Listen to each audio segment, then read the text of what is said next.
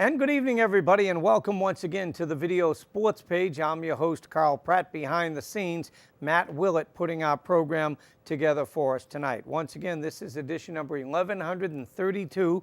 Glad you're along for the program, where the emphasis is on local sports. During this week's edition of our program, we'll look back at a soccer matchup between North and South in girls varsity soccer, a terrific matchup from earlier this week as the Eagles traveled to Plymouth South. Speaking of successful soccer programs, they've got a great one over in Duxbury, and former Plymouth North coach, Plymouth Carver coach, Emerson Coleman, heads up the Duxbury program. I had an extended conversation with Emerson this week talking about his successful team. And you know what? They've got a bunch of teams in Duxbury that are having great falls. We'll update you on many programs there. And we'll also replay an interview I had with Roger Silva. Roger coaches youth football for Silver Lake, the midget program. And this year, if his team qualifies, it'll be the 5th year in a row they'll be in the Super Bowl. But let's talk a little bit, if we can, about some high school football from last weekend. Let's start with Duxbury, which defeated a pesky Pembroke team last week. Final count there was 14-6. That's the closest Duxbury's been challenged here in the fall of 2012.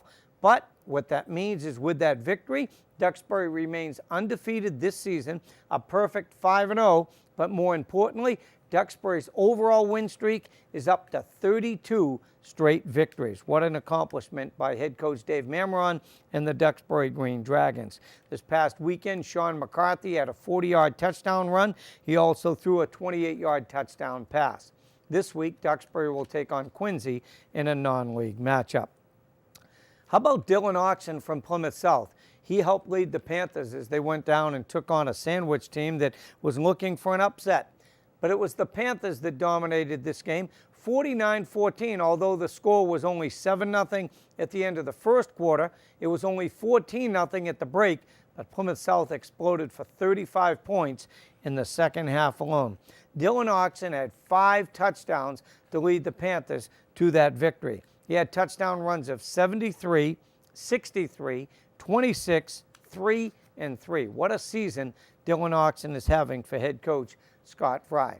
The Panthers will be back in action this week on Friday. The Triple E ban has been lifted, so the Panthers will be home, a 7 o'clock kickoff Friday night as they take on visiting Randolph in a non-league matchup. All right, as far as the Plymouth North program is concerned, they will have a bye this week. Plymouth North took it on the chin last week against Nauset. The Silver Lake Lakers, still in search of their first victory, will be in action this coming Friday afternoon as the Silver Lake Lakers will be battling at 3:45. Silver Lake will be looking for its first win of the season. And the Carver Crusaders, struggling a bit this year, will take on East Bridgewater on Friday. They're looking to get a victory as well. Well, you know what? I told you about some terrific soccer. How about a matchup that took place earlier this week between the Eagles of Plymouth North and the Plymouth South Panthers, both teams having fine seasons. Now, for Plymouth North, destiny is in its own hands. They have 2 key league matchups remaining. If they can win out, they'll finish as no less than a league co-champion. Now, I have some highlights to share with you. We're going to see the only goal of the game scored by Junior Hannah Peterson. Let's call on Matt to roll the videotape as North took on South.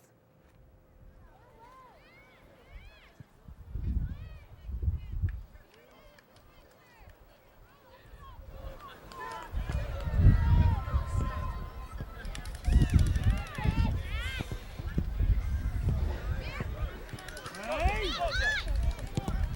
Oh, you got 13 now! Oh, you got 13!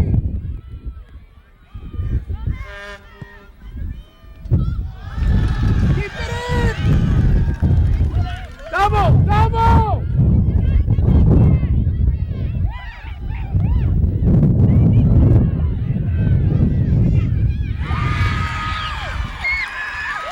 Yes! Hey! Daddy! How did she beat you in debt? 2 people there!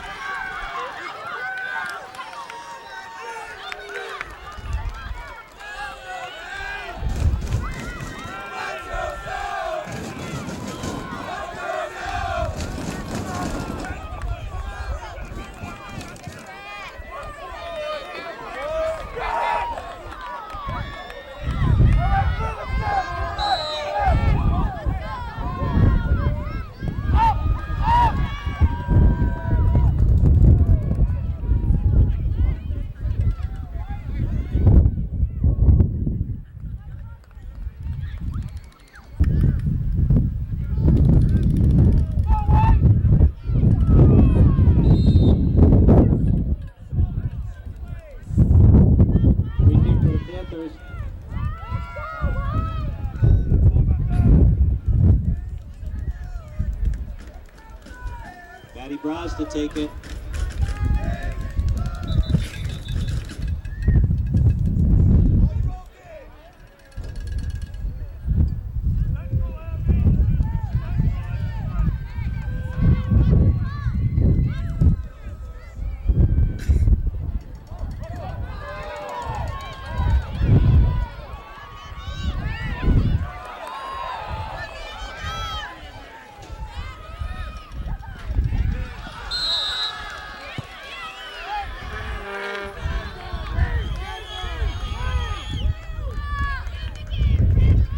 Free kick for the Eagles. Hey, Harley! Harley Sessler, get out of the wall! Hey, one more! One more! Jess Blakeman, you're in the wall!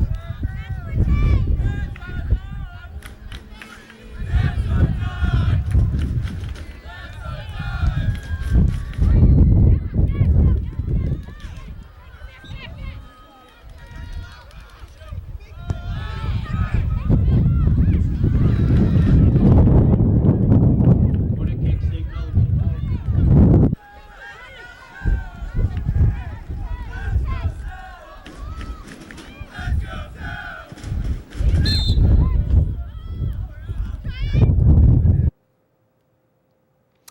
All right, while we're on the subject of soccer, once again, that was the Eagles against the Plymouth South Panthers, both teams heading for a postseason berth. The Eagles under the direction of Dennis Azevedo and the Panthers under the direction of David Costa. How about over at Silver Lake, the boys team having a banner season? Silver Lake boys coming up with a victory this week, 3-2 against Duxbury. That's always a great matchup from the Patriot League. So with that win, the Silver Lake boys 10-3-1 overall. They are 10-1 as far as Patriot League action is concerned. They get off to kind of a slow start this year, but things have really come together in a big, big way. Well, you want to talk about success as far as soccer is concerned. Over in Duxbury, Emerson Coleman certainly has his signature on an already successful program. This is already Emerson's 5th season directing the Lady Green Dragons. And following yesterday's practice, I had an opportunity to spend some time with this longtime coach. Okay, let's continue with this week's edition of the Video Sports Page. We're over here in Duxbury with Emerson Coleman. He's the girls' varsity soccer coach. His team well on their way once again to another tournament berth in a very high seeding. Emerson, first things first, you had a game yesterday against Silver Lake, another battle from the Patriot League. Yes, first time around we beat Silver Lake 5-1, but their goalie got hurt. We also know that Silver Lake's fighting for the tournament, Carl. They're right around 500, and so they're looking for points. And they were, they scored first, and we were very fortunate to come back and get a tie out of it. All right, let's talk, if we can, about this year's club. You've had a lot of success in this now, your 5th year here at Duxbury. Has this team surprised you? Are they playing as well as expected, or what is your general feeling? I think they're playing as well as expected, and I think they're playing really some great soccer. I mean, in the last couple of polls, in the ESPN Boston poll, we're ranked 10th, and the Globe we're ranked 12th. And so, the expectation here is that I think that they're always going to have a very, very strong season. We've been chasing Whitman-Hanson for my whole tenure here. We've always finished in second place. Unfortunately, where that opportunity has slipped away, but we do have a rematch with them coming Monday night.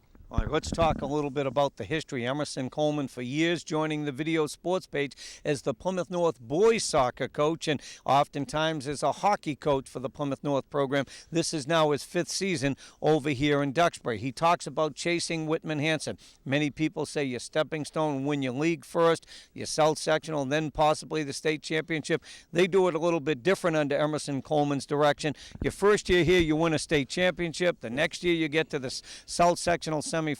Last 2 years, you're in the finals of the South Sectional. So you got to be pleased with the overall success. Right, but very pleased with that. And the other thing with our league is, even on that ESPN Boston poll, Whitman-Hanson's number 5. So all those years that we were chasing Whitman-Hanson, I think it was 2 seasons ago, we were in the South Finals in Division 2, and Whitman-Hanson was in the Division 1 South Finals for girls soccer in Division 1. So when you get 2 teams coming out of the same league that are ending up in the South Finals, different divisions. I mean, I think that speaks volumes for the quality of soccer within the league. Let's talk a little bit, if you can, about this group. What has made it work for you this fall? Okay, what's made it click for you? Is it 1, 2, 3 kids? Is it experience? Is it freshmen that came up to fill slots? Well, we got a great captain in Laura Nee. She's a senior. She's looking at either Dartmouth or Trinity. She does a wonderful job, being that leader. We also have a great mix of players. We start 3 freshmen. And, so we're kind of across the spectrum. We have freshmen playing, sophomores, juniors, and I think the number one theme that has been the best since I've been here is the team chemistry. There's team dinners every night. They do everything together. And it's everybody, like they say with Bill Belichick, next person up. We've had injuries. We've had people that have played minimally that are now stepping into major roles. And I just think it's a great team concept, extremely unselfish, but very driven for success. What about the goals? Obviously, to beat Whitman-Hanson, as you mentioned, but you've got to be happy. You have a handful of soccer games remaining in the regular season, and you have 9 victories plus a few ties. Yeah, we're very fortunate. We qualified for the tournament Columbus Day weekend. And so that gives you a lot of time, if you have injured players, in other words, you're not fighting to that last game, which, everybody that has coached has been there. And so you can, we let it slip away by tying Hingham and tying Silver Lake the opportunity to play Whitman-Hanson for the title.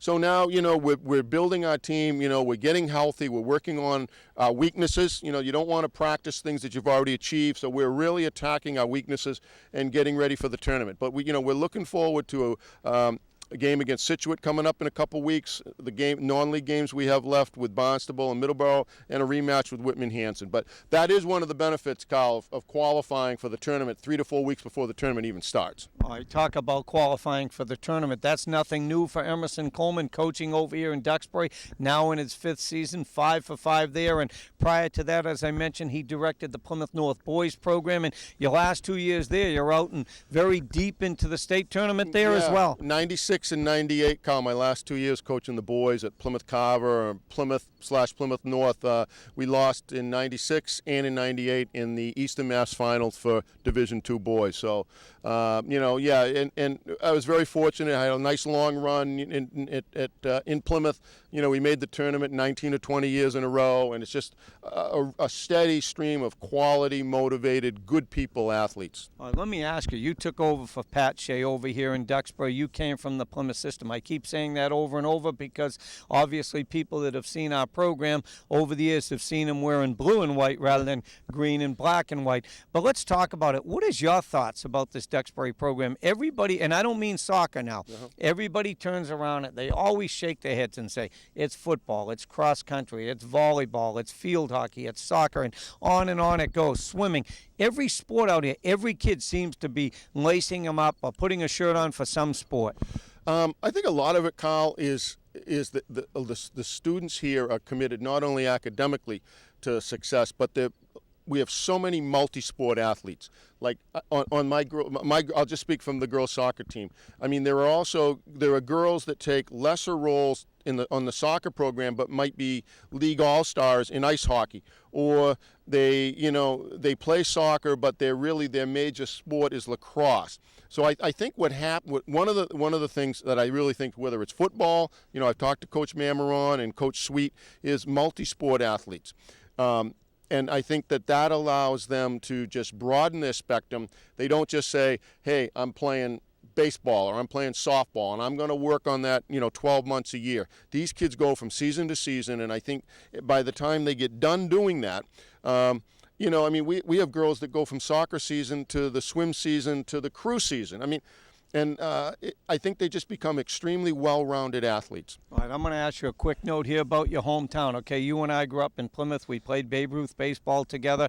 You grew up right next to Plymouth North High School, okay? Yep. Now you see this brand new state-of-the-art facility, and just some of your thoughts. You taught there for several years, physical education. You knew Mr. Romano, who the field was named after, absolutely. Okay? And now you see that terrific facility. What are your thoughts there? I mean, and I'm talking not as a coach, but as a Plymothian. It looks like a college setting. It does, Carl. It's absolutely, I'm fortunate that I've been able to go back there and teach in the vocational aspect of the school after my retirement from phys ed, but I just look at the facilities and every, not just the athletic ones, Carl, but the performing arts, the science, I mean, you name it. I mean, to me, that means, in my understanding, they're going to do something very similar at South. Hopefully, why would somebody want to not go to public school in Plymouth? Why would they want to?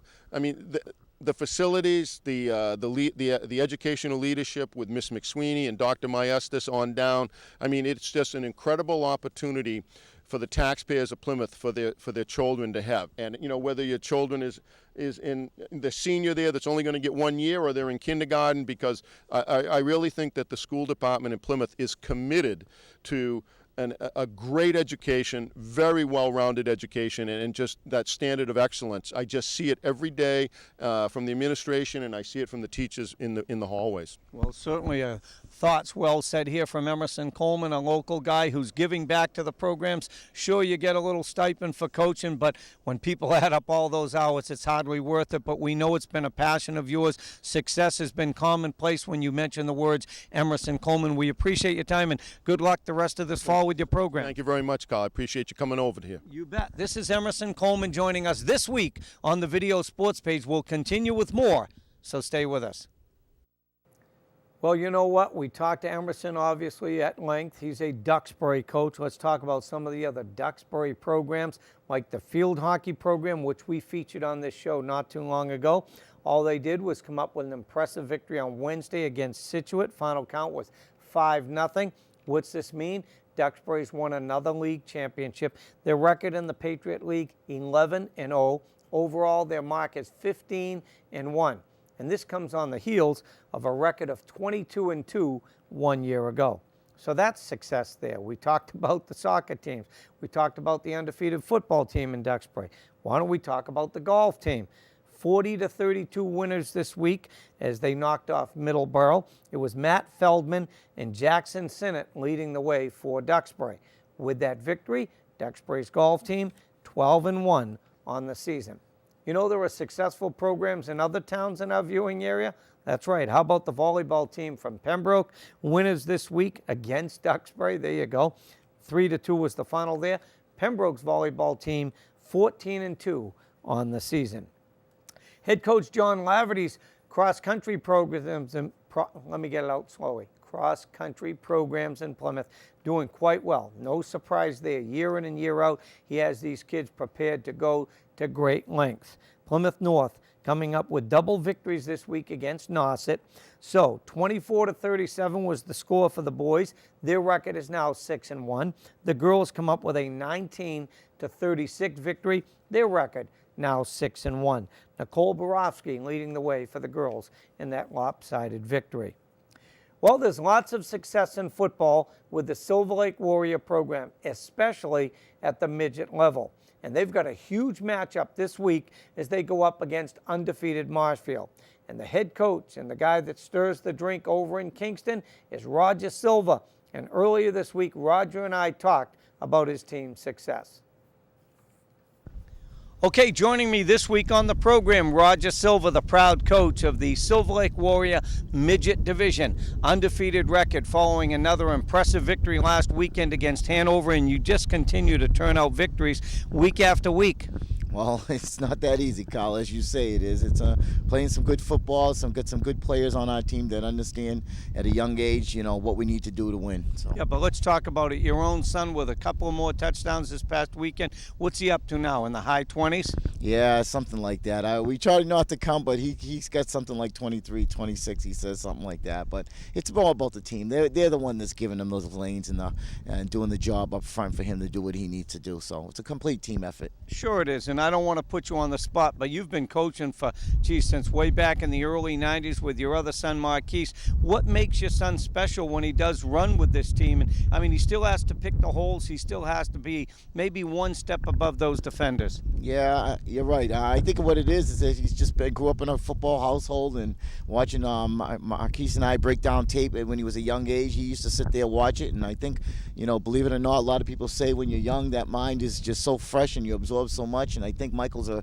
good example of that. He sat back as a young kid and watched us pick apart tape, and I think right now that a lot of it's coming to play for him, and he's really putting it to use out there on the football field. Well, certainly it's got to start at a young age, and the benefits are felt at the upper level. Let's talk about some of the other kids. How have you been able to be so impressive? If you go to the Super Bowl this year and you've got a great record working and still some regular season games yet to be played, don't want to jinx you. What's that, like 5 years in a row? Yes, Kyle, that's what we have going on right now. I've just been blessed with a good bunch of group of kids coming up through the youth program. They just keep coming year in and year out, and we put it together and we try to put out a good football team, and they like to play, and I like coaching them. That's the big thing, and I enforce discipline, and I think the kids at that age they like to be having some discipline in their life, and I think once you instill that in these young kids, they'll come out and they'll play for you. What about the idea that several years ago it was a 4-town youth football program like it was at the high school? Then Pembroke goes on its own, so you lose a handful of players. Did you ever feel the effects of that? Yeah, I did, Colin. I'm glad you asked that, because I think that's exactly what we're dealing with right now with our high school program. I'm a big supporter of our high school program, but Split the Silver Lake, it did a lot to us. I personally had a lot of those kids that are seniors now, and we had our years of one win, 2 wins. It was tough rebuilding from that loss, and I think what you got now is a years, I should say, of a lot of good coaching coming together and building the program at the youth level to make them believe in football, and it's now going to be soon coming up to the high school. All right, let's talk, if we can, about this past weekend. You went up against Hanover, and once again your team dominated. They dominated. Yes, we played a great football game. We were up on 30-6 at the end of the half. We let our other players, play the game. They just a very explosive football team. They just come out quickly. They tackle well. They play defense. They listen, and they execute great on offense. So it's just a combination of everything. It's not just one kid. As much as everyone likes to believe, it is. And I'll tell you, if you watch our games, it really is a good group of kids just playing good football. Well, let's back up the clock, okay? You win convincingly this past weekend. 2 weekends ago, you went up against Duxbury, who was undefeated at that time, and you dominated them. Yeah, again, it's we're getting our battles up here. We're facing a lot of good football teams, and you know what? We just kind of take it game by game, watch a lot of film every Tuesday night with the kids. We don't practice on the field. We're inside watching films with 8th graders. We sit down there, we break down the film, we get our game plan together, and then we go out and we practice it for 2 days and we execute it on the weekends. It's as simple as that. I think a lot of coaches get wrapped up that you got to go out there and kill grass and practice. I'm a big believer of you can learn so much off of film as long as you got a good sound players that really want to put the work into it and the dedication and understand what they need to look at when watching film. I think that's all it takes. Yeah, but let's talk about it, though. When you mention about the film, it's the fact that these kids, when they're peewees or mites or peewees, they see that the midgets are going to the Super Bowl. They see the midgets are winning. So success breeds success. These kids want to be part of the midget program. Yes, they do. And I love that. I think right now, even at our younger levels, Mark Chapman, who does a great job down there, he's been successful winning Super Bowls at a younger age. This group of kids here that I have under Mark Chapman, and when they were peewees, they won the Super Bowl. They're just a great, and Mark's a great coach. He instilled a lot of good fundamentals in them, and so that when I get them, I can give them a little bit more to get them ready for that high school level, and I think it just works. And you know what, we got a great system going on, and I hope that this is going to, I'm counting down my days and my numbers after 22 years of getting to that retirement stage. So I hope that the program will come together and find somebody else to come up and step up, and I think we're doing that now. So well, before Roger hangs it up, he has plenty of football remaining here in 2012. This week you've got to go up against Marshfield. That's a quality program, and there's a team from Division I that'll give you a good measuring stick. Yes, it will. And Marshfield, as it is in the high school level, the great football town, great. Their program's built with numbers over there. They have double the amount of numbers that we have in our population. But you know what? It's all about playing hard-nosed football. They're going to come down and they're going to put a good football team on the field. They're undefeated. We're undefeated, and we're just going to battle. Last year we battled to a great game on a Saturday night, 14-12. We ended up falling down to them, but it was an incredible game, incredible atmosphere, so much that it grabbed national attention this year with Youth One Media coming down from New Jersey to do a live webcast on that for us this year. They're interested in seeing the talent pool that we have. So a lot of the kids that are on both of these teams are going to be playing on the Massachusetts Football University, Massachusetts 8th grade team. They've been tried out, and a lot of them are going to be selected from those two teams. So it's going to be a great atmosphere on Sunday afternoon. Isn't it come along? Once again, Roger Silver and his crew will be taking on visiting Marshfield this coming weekend as they continue to try to keep that undefeated record intact and vie for a postseason berth and eventually a Super Bowl berth. All right, you want to talk about success at the youth football level? Let's talk about the Plymouth South Jaguar Mite program. The Mites, under the direction of Constantine Regas, came up with another victory last weekend. Their record is now 5-1 on the season. It was just a 6-0 victory down on the Cape against Dennis Yarmouth. But you know what? It was worth it. It was worth the long ride down there. Hunter Dean scored on a touchdown pass to help lead his team to that victory. Strong play from Dean as well on defense. Nolan Skaggs had an interception. Josh Molesky recovered a fumble. Everybody coming together. This team playing very solid football for the Plymouth South Jaguar program. Okay, they've now won 3 football games in a row. All right, just a reminder once again, coming up this weekend for high school football, okay? The Carver Crusaders will be in action on Friday at 7 o'clock as they travel to East Bridgewater. The Duxbury Green Dragons in action at 7 o'clock on Friday, going to Quincy, trying to make it 33 straight victories on the high school front. On Friday at 3:45, Pembroke will play host to Hanover, and on Friday at 3:45, the Silver Lake Lakers will take on Middleborough. Silver Lake still looking for its first win of the season. And on Friday night at 7 o'clock, the Plymouth South Panthers, in this case, Jaguars of the Mite program, the Plymouth South Panthers, under the direction of Scott Fry, will try to go to 4-2 on the season as they'll be in action against Randolph. Last week, of course, the lopsided victory where Dylan Oxen had 5 touchdowns. All right, we're just about out of time. We'd like to thank you for yours, and a huge thank you goes out to Matt Willett, who put it all together for us once again this week. I've been your host, Carl Pratt. Health and wisdom from the Video Sports page.